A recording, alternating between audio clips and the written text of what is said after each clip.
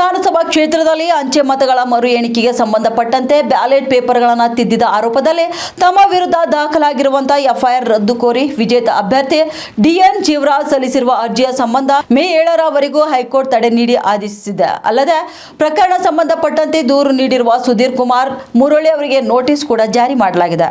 ಪ್ರಕರಣ ರದ್ದು ಕೋರಿ ಜೀವರಾಜ್ ಸಲ್ಲಿಸಿರುವ ಅರ್ಜಿಯ ವಿಚಾರಣೆ ನಡೆಸಿದ ನ್ಯಾಯಮೂರ್ತಿ ವಿ ಶ್ರೀಶಾನಂದ್ ಅವರಿದ್ದ ನ್ಯಾಯಪೀಠ ಈ ಆದೇಶ ನೀಡಿತು. ಇದಕ್ಕೂ ಮುನ್ನ ನಡೆದ ವಿಚಾರಣೆ ವೇಳೆ ಸರ್ಕಾರದ ಪರ ವಕೀಲರು ಪ್ರಕರಣ ಸಂಬಂಧಪಟ್ಟಂತ ದಾಖಲೆಗಳನ್ನು ತರಿಸಿಕೊಳ್ಳಲಾಗುವುದು ಎಂದು ತಿಳಿಸಿದ್ದಾರೆ. ಆದ್ದರಿಂದ ವಿಚಾರಣೆಯನ್ನು ಗುರುವಾರಕ್ಕೆ ನಿಗದಿಪಡಿಸಬಹುದು ಎಂದು ಪೀಠಕ್ಕೆ ಮನವಿ ಮಾಡಿದ್ದಾರೆ. ಈ ವೇಳೆ ಪೀಠ ಮತ ಎಣಿಕೆ ಸಂಬಂಧಪಟ್ಟಂತೆ ದೋಷಿಗಳಿದ್ದರೆ ಚುನಾವಣಾಧಿಕಾರಿ ದೂರು ನೀಡಬಹುದು. ಆದರೆ ಚುನಾವಣಾ ಏಜೆಂಟ್ ದೂರು ದಾಖಲಿಸಿದ್ದಾರೆ. ಚುನಾವಣಾಧಿಕಾರಿ ವಿರುದ್ಧ ದೂರು ನೀಡಿದರೆ ಪರಿಗಣಿಸಬಹುದು ಎಂದು ತಿಳಿಸಿತು. ಅಲ್ಲದೆ ದೂರು ಕೂಡ ದುರುದ್ದೇಶಪೂರಿತವಾಗಿದೆ ಎಂದು ತಿಳಿಸಿ ಪ್ರಕರಣಕ್ಕೆ ತಡೆ ನೀಡಿತು. ಜೊತೆಗೆ ತಡೆ ತೆರವಿಗೆ ಸರ್ಕಾರ ಅರ್ಜಿ ಸಲ್ಲಿಸಬಹುದು ಎಂದು ತಿಳಿಸಿ ವಿಚಾರಣೆ ಇದೀಗ ಮುಂದೂಡಿದೆ. ಚಿಕ್ಕಮಗಳೂರು ಜಿಲ್ಲೆ ಶೃಂಗೇರಿ ವಿಧಾನಸಭಾ ಕ್ಷೇತ್ರದಲ್ಲಿ ಅಂಚೆ ಮತಗಳ ಎಣಿಕೆಯಲ್ಲಿ ಅಕ್ರಮ ನಡೆಸಲಾಗಿದೆ ಎಂದು ಆರೋಪಿಸಿ ಹೈಕೋರ್ಟ್ಗೆ ಪರಾಜಿತ ಅಭ್ಯರ್ಥಿಯಾಗಿದ್ದ ಜೀವರಾಜ್ ಅರ್ಜಿಯನ್ನು ಸಲ್ಲಿಸಿದರು.